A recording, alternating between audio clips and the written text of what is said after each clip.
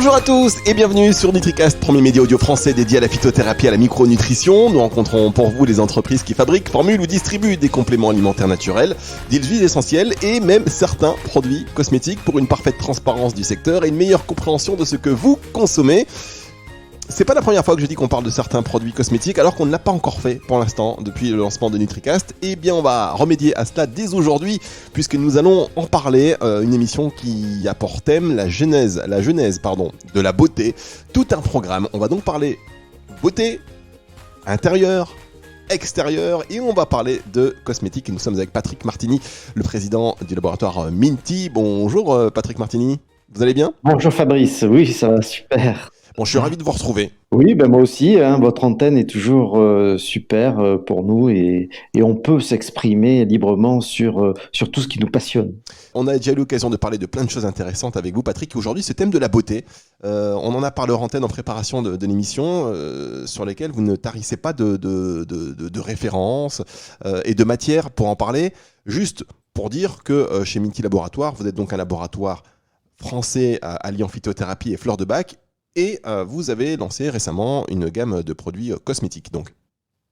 Oui, c'est ça. Nous avons lancé une toute petite gamme avec trois produits et c'est dans la lignée de ce que j'ai vu arriver d'Asie, dans la simplification en fait des routines pour s'occuper de sa peau. Donc, grâce à la connaissance qu'on a du corps et de sa physiologie, du derme et de l'épiderme, on a développé des produits entièrement naturels, une crème qui s'appelle One Cream qui d'ailleurs est une crème de jour et une crème de nuit, c'est-à-dire qu'on peut la mettre aussi contre les effets néfastes du soleil, mais dans lequel on a innové, on a un voile végétal solaire qui n'est pas basé sur de l'oxyde de zinc, oxyde de titane. Après, on a un lait qui est multi-usage, qui est nettoyant, démaquillant, exfoliant, cicatrisant, régénérant, qui est fait à base d'huile et de plantes, toutes venant de France. Et on a un truc sympathique qui va alimenter un petit peu la discussion d'aujourd'hui sur la genèse de la beauté, qui est un complément alimentaire où il y a énormément de minéraux et de vitamines parce que la beauté vient aussi de l'intérieur. Exactement, et c'est vrai qu'on entend cette tendance de la nutri-cosmétique, la beauté de l'intérieur, mêlée et combinée avec donc de la cosmétique. Vous proposez aujourd'hui les deux, et c'est tant mieux. Alors on va essayer de mieux comprendre et d'avoir cette discussion ouverte en réalité avec tous nos éditeurs, avec tous. Concernant la beauté, qu'est-ce que la beauté ? Qu'est-ce qui définit qu'une personne elle a des traits harmonieux ou pas ? Alors on a essayé de faire un micro-trottoir en amont pour demander aux gens qu'est-ce qu'était la beauté selon eux, et tous. Alors, je ne sais pas si c'était hypocrite ou pas, mais tous disaient non, mais la beauté, c'est avant tout un sourire, un regard, c'est bon. Et c'est vrai qu'on peut passer des heures finalement. On a du mal quand on en parle, à rendre ça concret en réalité. Oui, c'est vrai, tout à fait. En fait, le sujet d'aujourd'hui, je ne vais pas parler de charme, on va parler de beauté plastique au début.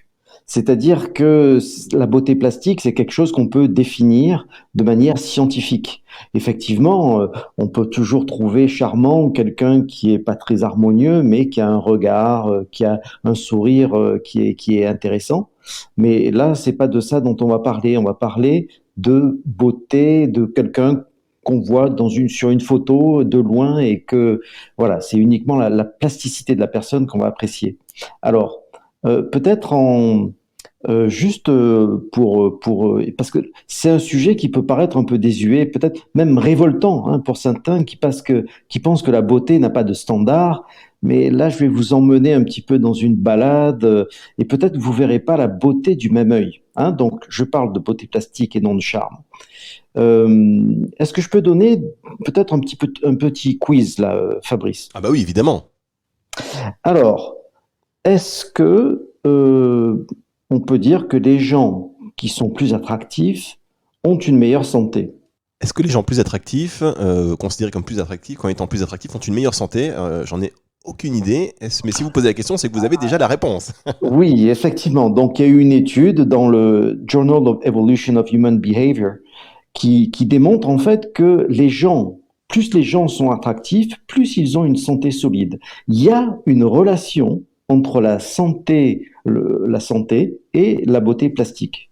Alors, C'est, c'est, voilà, c'est dit comme ça, c'est une donnée. Après, deuxième petite question. Est-ce que les gens attractifs ont tendance à gagner plus d'argent que les gens moins attractifs? Alors, je ne sais pas, mais je vais quand même vous dire oui, même si ça me paraît quand même révoltant. Là, vous aviez dit tout à l'heure en amont que ça peut paraître, voilà, mais moi je vous dis, si c'est le cas, quand même. Patrick. Effectivement, c'est révoltant. Une étude du Journal of Economic Psychology a démontré, hein, sur des milliers de cas, que les gens attractifs gagnaient en moyenne 12% de plus que les personnes moins attractives pour le même travail. C'est incroyable. Ah oui, c'est incroyable.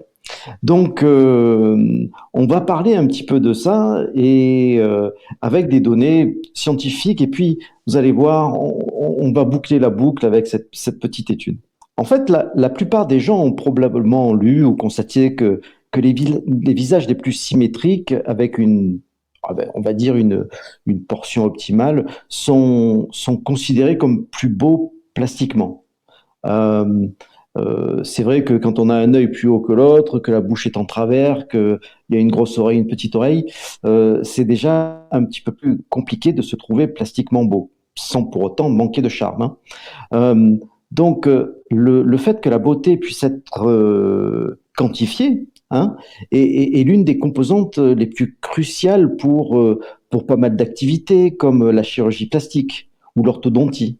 C'est-à-dire que si on coupe, si on casse, si on répare, savoir sur quoi jouer pour que les traits paraissent harmonieux et que le client final puisse être content.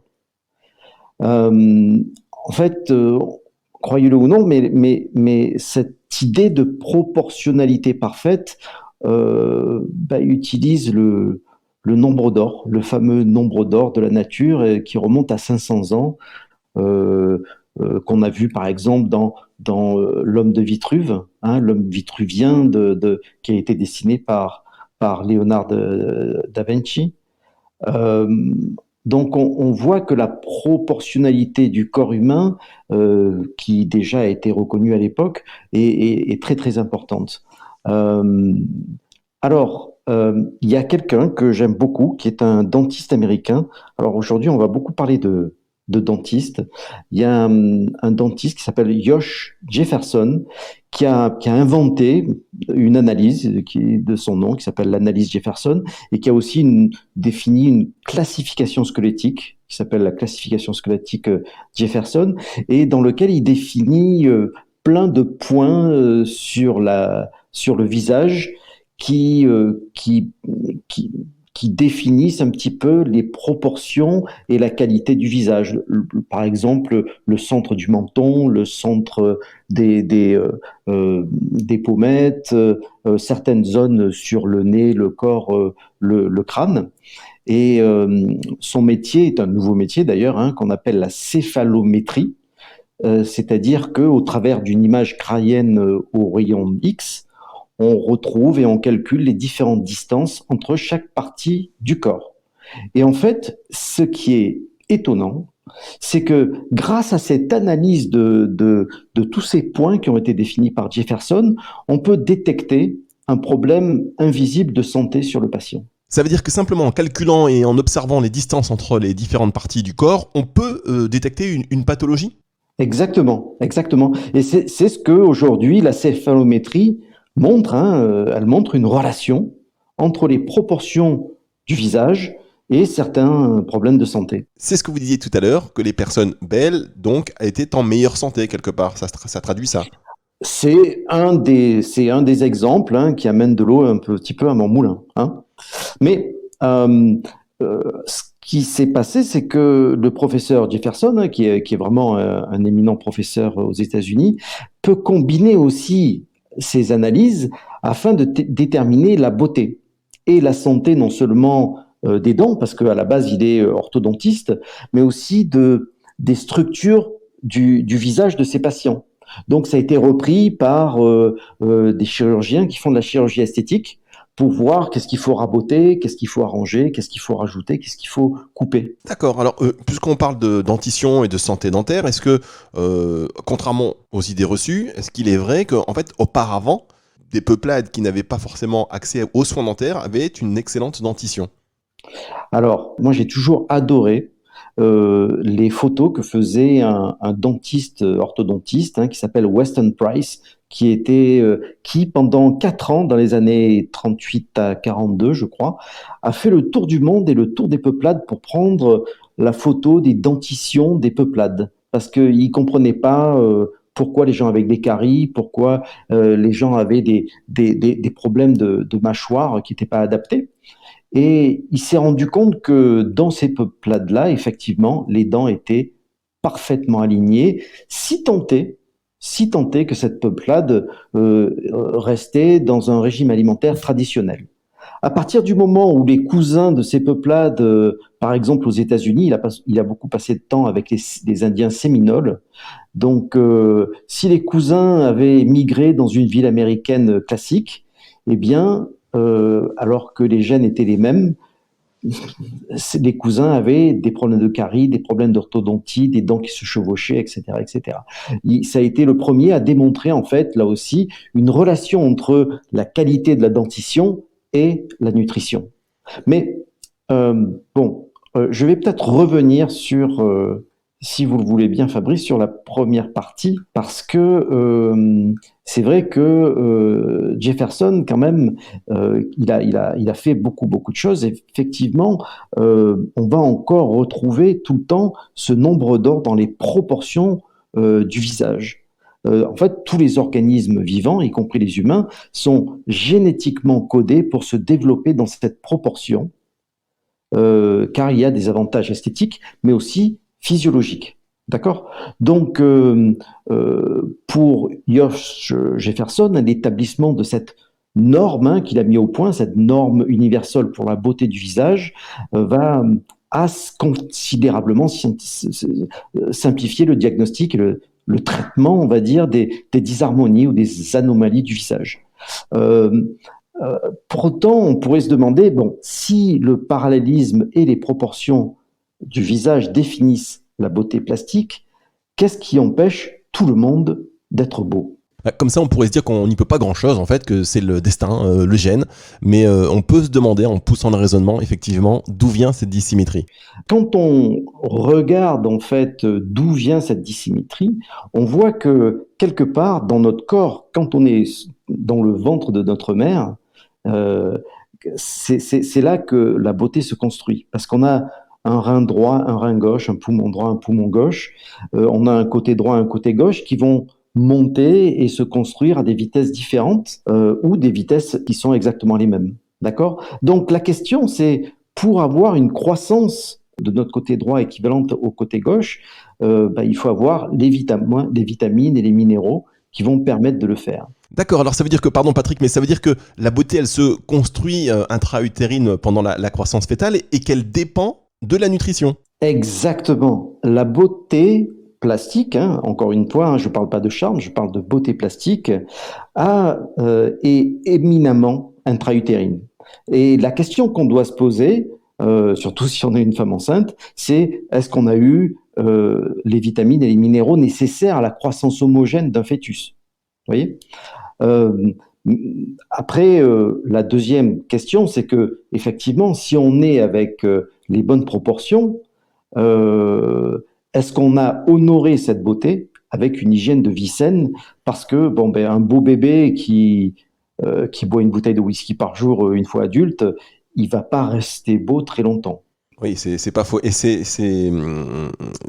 réflexion, en fait, quand une femme est enceinte, on entend toujours parler de ce qui est déconseillé aux femmes enceintes, mais rarement, finalement, de ce qui est conseillé aux femmes enceintes en termes d'alimentation, etc. C'est ça, c'est ça.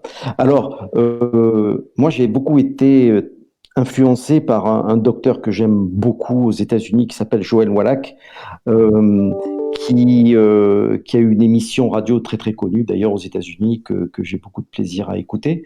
Et c'est vrai que initialement, c'est un docteur vétérinaire qui a eu des bourses énormes pour comprendre comment on pouvait faire en sorte qu'un veau, par exemple, naissait parfait. Les études qui ont été faites sur les animaux montrent qu'en fait, il faut que les génisses aient un bon apport de vitamines, de minéraux et d'acides gras. Et à un moment dans sa vie, c'était dans les années 80, Joël Wallach s'est dit, c'est bizarre, j'ai l'impression qu'on fait beaucoup plus pour les animaux d'élevage que pour les humains. Parce que justement, est-ce qu'on dit aux femmes enceintes qu'il faut les vitamines, les minéraux et les acides gras? Donc c'est un petit peu ça la question. C'est aujourd'hui pour être sûr que on a, comme la beauté se construit de manière intra-utérine, il faut aux femmes enceintes être sûr qu'elles aient les minéraux. C'est très important, les minéraux. Et il y a quand même 60 minéraux qui sont importants. Il y a des acides aminés qui sont importants. Il y en a un paquet qui sont essentiels pour nous. Euh, des vitamines, il y en a 18 qui sont essentielles pour nous. Est-ce qu'elles sont dans le bol alimentaire de la femme enceinte? Et il y a au moins deux acides gras, hein, oméga 3, oméga 6, qu'il faut absolument avoir. Voilà, tout ça, c'est des choses qu'on sait depuis la nuit des temps. Mais c'est vrai qu'aujourd'hui, on préfère parler de ce qu'il ne faut pas prendre plutôt que de mettre en exergue ce qu'il faut absolument avoir.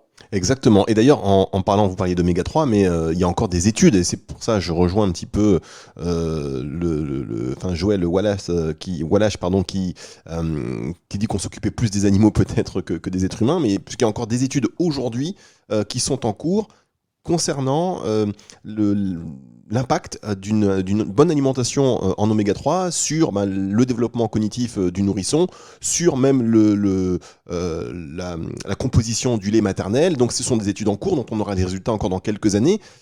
Effectivement, on le sait depuis la nuit des temps, mais finalement pas tant que ça, et la science elle avance là-dessus maintenant. Oui, alors Joël a fait ses études dans les années 80. Euh, il a, il a montré, par exemple, que les carences en sélénium pouvaient causer beaucoup de maladies qu'il a pu créer chez les singes, par exemple. Parce que, en fait, un vétérinaire d'industrie, si vous avez des veaux qui naissent un mois avant le terme ou avec une dystrophie quelconque, il n'est pas payé, d'accord? Il est payé pour que les veaux soient en bonne santé. Il n'est pas payé pour qu'un veau naisse en mauvaise santé. Donc, il a tout intérêt, effectivement, à développer des techniques pour être sûr que les génisses vont accoucher de veaux en bonne santé. Et c'est peut-être là que le bas blesse dans notre système, c'est que on va plutôt encenser la maladie que vraiment travailler sur la santé. Patrick, vous ne bougez pas un instant, on va marquer une toute petite pause et on revient tout de suite.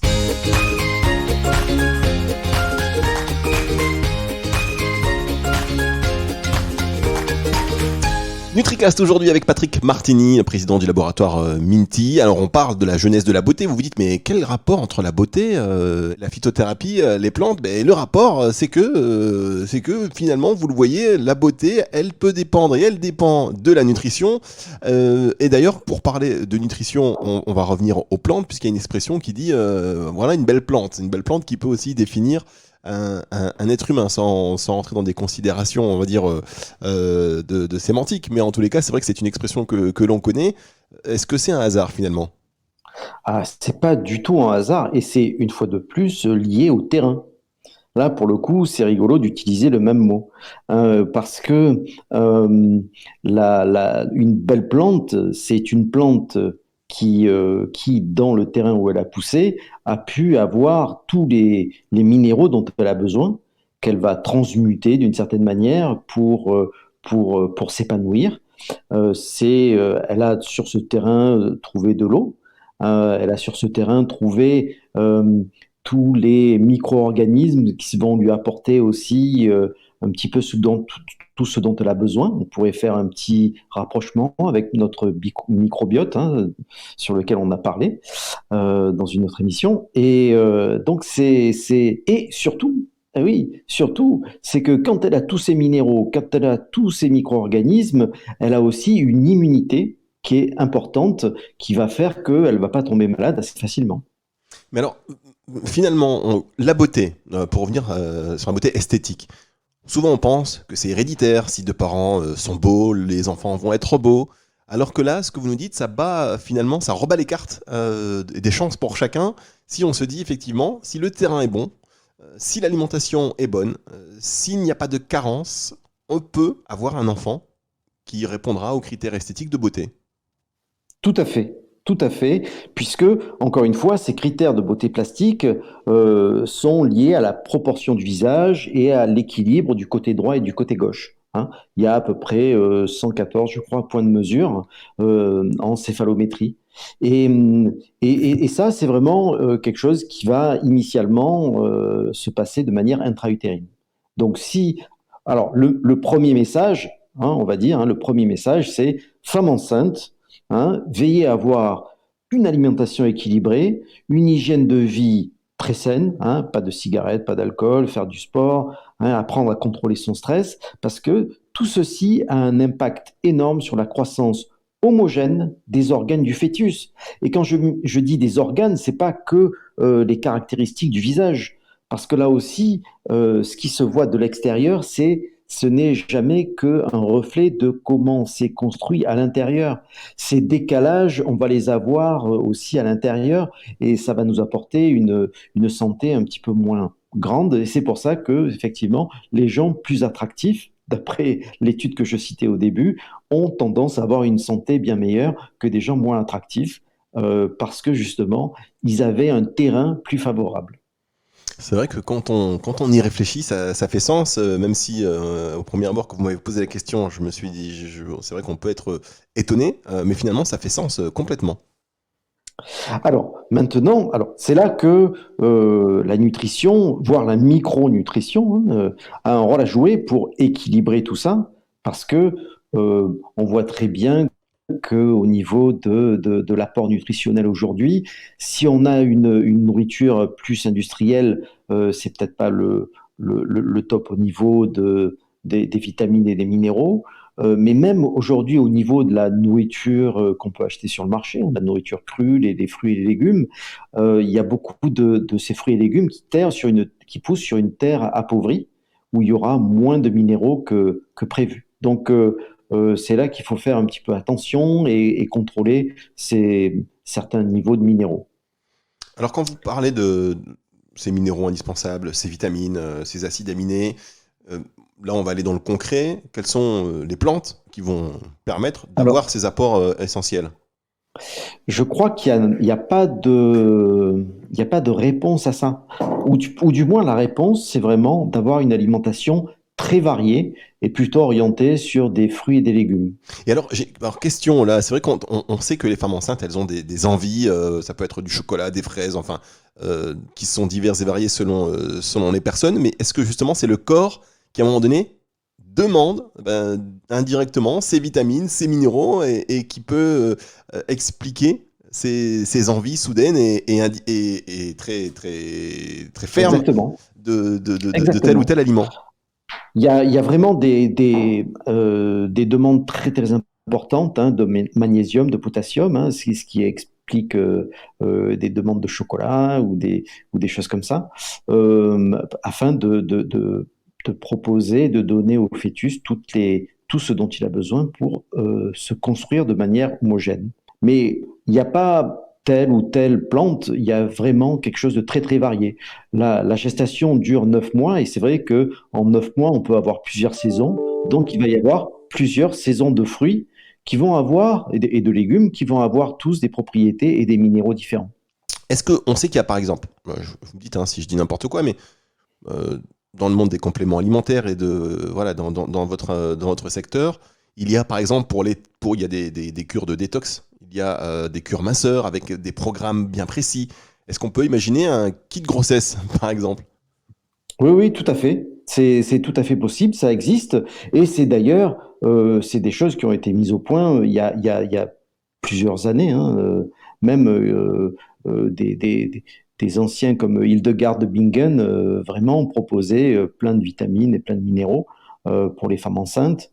Donc, c'est quelque chose qui est connu, il y a une connaissance millénaire là-dessus. Mais effectivement, sur le marché, on ne va pas trouver facilement quelque chose qui est vraiment fait pour les femmes enceintes. Alors, certains médecins prescrivent des cures de vitamines, mais pas toujours de minéraux. Et ça peut faire défaut. Alors, euh, nous, on a dans le complément alimentaire qu'on a sur la régénération du derme et de l'épiderme, effectivement, on a un très fort taux de minéraux à l'intérieur et beaucoup de vitamines pour justement régénérer l'épiderme, enfin surtout le derme et l'épiderme.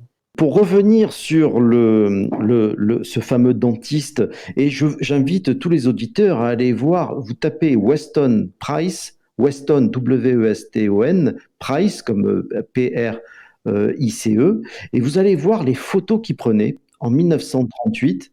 C'est des choses qui sont assez étonnantes. Et il a d'ailleurs monté une fondation qui montre bien la relation entre la nutrition et la santé.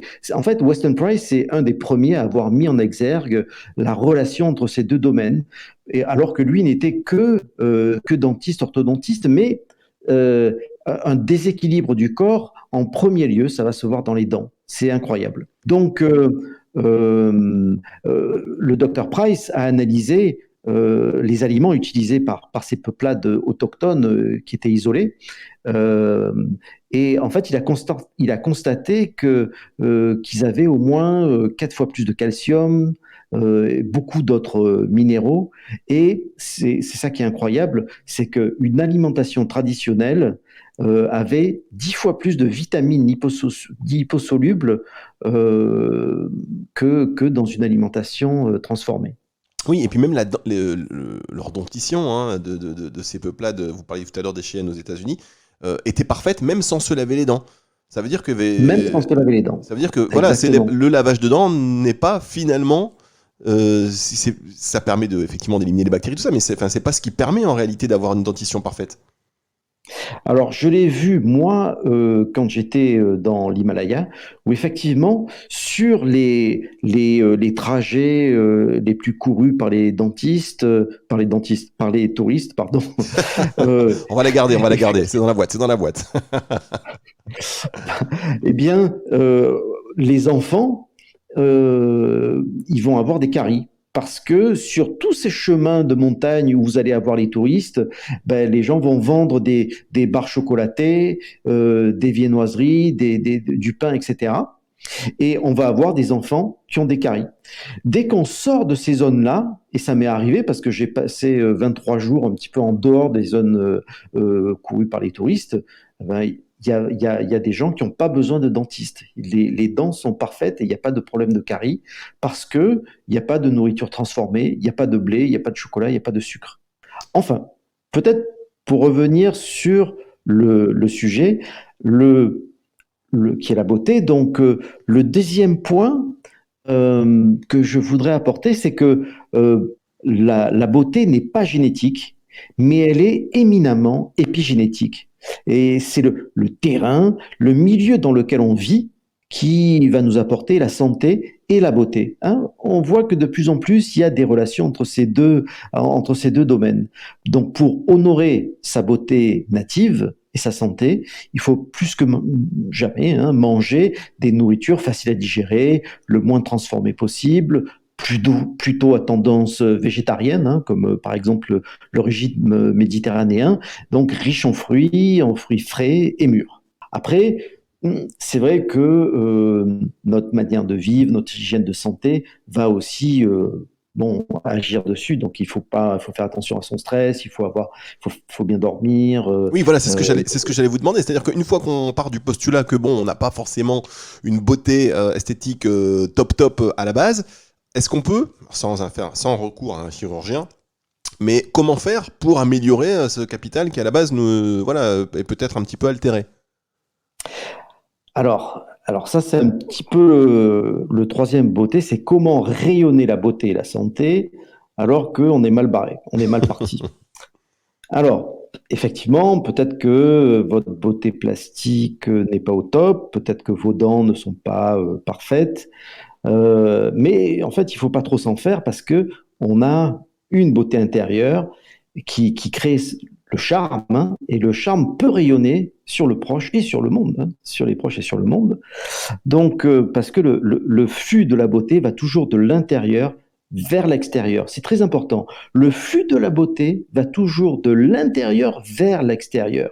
Et mon expérience de thérapeute m'a fait vraiment assister à des changements incroyables, hein. Dès que on augmente en fait son potentiel physique et intellectuel, euh, c'est qu'on a vraiment travaillé sur nos sources d'intoxication. Il y a une relation, mais qui est claire, hein, et qui est vraiment importante entre ce qui nous intoxique et la libération de notre, et même l'expression de notre potentiel. Donc, d'ailleurs, quand quelqu'un est malade, la plupart du temps, va se voir sur leur visage. Hein, l'état de la peau, on va dire elle est grise ou elle est un petit peu cartonnée. L'état de leurs dents, hein, comme on l'a vu avec Weston Price. Oui, Hein. ou inversement, on va dire d'une personne quand elle est en forme, ah bah tu rayonnes aujourd'hui. Exactement, exactement. Donc, c'est vrai que parfois les problèmes ne se voient pas, mais c'est quand même rare, ou alors ils sont bien cachés, bien plastronnés.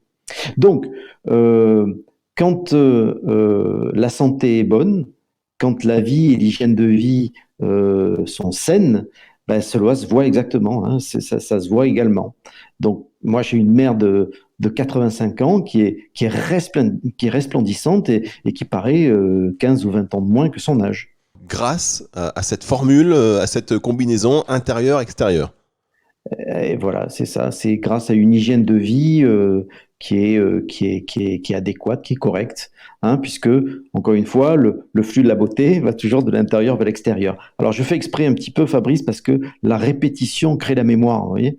Donc, je montre que ce flux, hein, le flux de la beauté est vraiment important à comprendre. De toute façon, la Donc, répétition, vous avez bien raison, c'est le secret, c'est très puissant. Mais alors, juste, est-ce que vous avez parlé de votre maman qui fait beaucoup moins que son âge, mais alors du coup, ça veut dire que beauté égale jeunesse? beauté et en f- c'est peut-être pas jeunesse. Ah, je vous ai piégé là, Jeunesse, je c'est vous ai pas le piégé là. bon Hein. mot Ah oui, peut-être. Patrick, je vous ai piégé, je le sens que ma question, elle est pas facile. Mais c'est vrai qu'on a un âge, on a un âge biologique et on a un âge d'après nos papiers. Et cet âge biologique, suivant les personnes, peut être 10, 15 ans de plus ou de moins. Hein. Oui, mais on peut faire très jeune et être très moche, autant se dire les choses.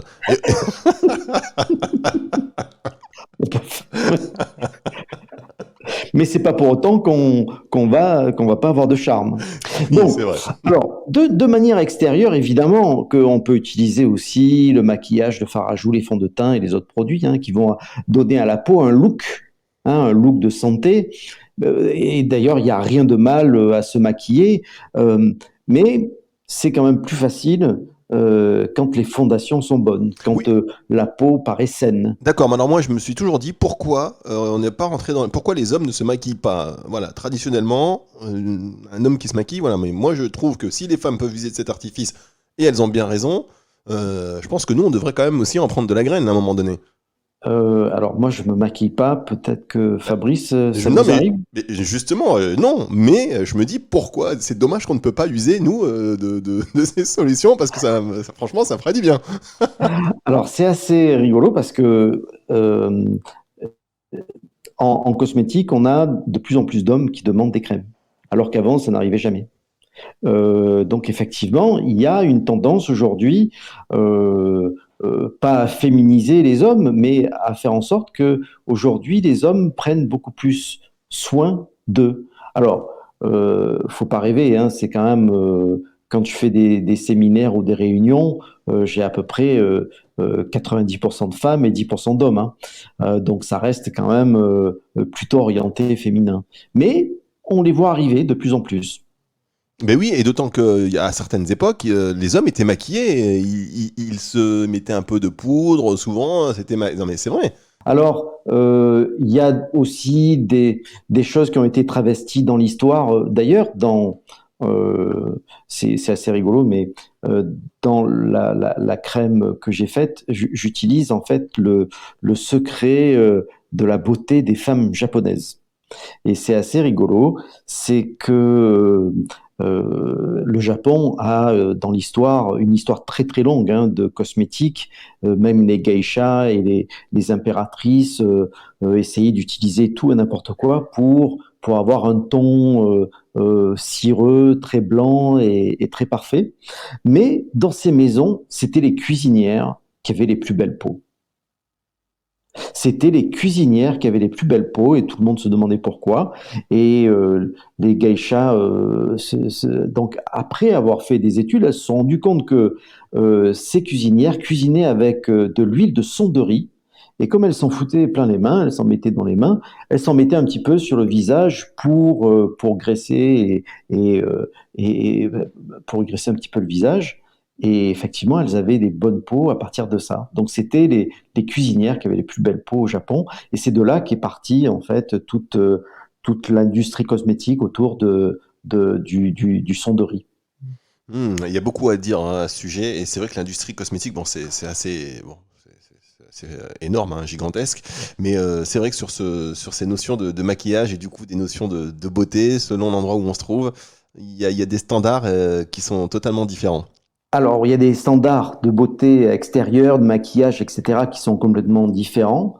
Mais il n'empêche que, au final, quel que soit l'âge, la couleur, le sexe, effectivement, c'est la santé de la peau, c'est quelque chose qui est éclatant, qui se voit au-delà du maquillage. Et alors, Et, et- oui. oui, et alors justement, donc, puisque c'est quelque chose qui se voit et comme vous l'avez dit, qui est éclatant, donc ça vient de l'intérieur. Est-ce que, rapidement, donc parce qu'on va quand même terminer cette émission, même si vous avez dit tout à l'heure que c'est que le deuxième point, je sais pas Non, combien vous... ça y est, on est en plein dans le troisième point là. Voilà, non mais je plaisante, mais donc est-ce que vous avez les plantes beauté, les plantes pour rayonner de l'intérieur, les plantes qui font du bien, et on rejoint ce qu'on a dit au début sur la nutri cosmétique. Alors, moi, je vais pas parler. Je peux parler d'un mélange hein, Oui, les de synergies, plantes, hein, mais j'ai par dit les... exemple, c'est ce que j'ai vu hein, dans ma pratique quotidienne, hein, c'est que les fondations de cette beauté intérieure sont toujours les mêmes. Hein. C'est une hygiène de vie saine, donc l'alimentation saine et anti-inflammatoire, basée essentiellement sur les fruits et les légumes, c'est quelque chose qu'on va trouver partout. Et par exemple, ma mère, tous les matins, elle se fait un jus de légumes et de fruits. Tous les matins, un jus frais. Tous les matins. Euh, Peu de viande. Hein. La viande animale, c'est quelque chose qui est inflammatoire. Ça ne veut pas dire qu'il ne faut pas en manger, hein, mais il va falloir de plus en plus limiter, on va dire, l'apport des viandes animales.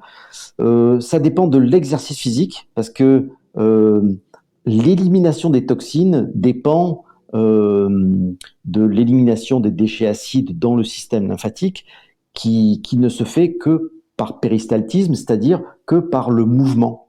Si le corps ne bouge pas, le système lymphatique, qui est notre l'égout du corps, hein, ne peut pas éliminer les déchets. Donc il faut bouger, il faut faire du sport. Il faut faire par exemple au moins 25 minutes de marche tous les jours pour filtrer une fois toute la lymphe du corps. Tout l'égout du corps est filtré une fois avec 25 minutes de marche.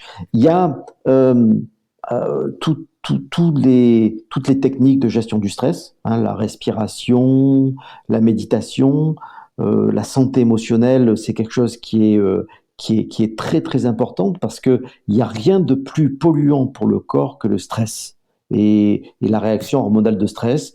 Hein, j'ai fait une vidéo sur YouTube qui est assez longue, mais qui montre bien l'effet de la réaction hormonale de stress. Surtout que avec les émotions, il y a une relation entre confiance en soi et résilience qui fait que on va avoir une posture différente si on a un défaut de confiance. Hein. Par contre, si on est confiant, si on est résilient, si on sait qu'on va faire face à tout, on avance d'une manière différente, on a une posture différente qui fait partie de ce rayonnement de la beauté. Mais c'est vrai, hein, vous le dites, enfin c'est vrai que il y a des fois on fait des choses où on les observe sans vraiment faire attention, mais quelqu'un qui va marcher, voilà, on va dire il est fier parce qu'il marche la tête haute, le dos bien droit, mais du coup c'est une posture qui est bonne pour le corps et donc qui va éviter certains problèmes de santé par rapport à des personnes qui vont marcher en regardant leurs chaussures, un peu le dos voûté, qui représente aussi, qui peut symboliser un manque de confiance en soi ou trop le poids des problèmes sur les épaules, et du coup ça va générer encore d'autres pathologies, et c'est vrai que ce sont des choses naturelles qu'on observe mais qu'on n'analyse pas forcément. C'est tout l'objet de cette courte émission radio, ce petit podcast, pour vous dire qu'il y a une relation entre la santé et la beauté. Eh bien merci Patrick Martini, c'est toujours un plaisir de vous écouter, en particulier sur NutriCast, mais en général aussi, hein. Merci beaucoup Patrick Martini. Pour plus d'infos, je vous conseille d'aller sur le site de Mint, alors MINT-ELABS ilabs.fr, et vous retrouvez cette émission évidemment sur NutriCast et sur toutes les plateformes de streaming audio, à écouter, à partager, à commenter. À très bientôt Patrick pour une prochaine émission. À très bientôt Fabrice, c'est toujours un plaisir d'être avec vous. Je vous dis au revoir et à très bientôt sur NutriCast. À la semaine prochaine. Au revoir. Au revoir.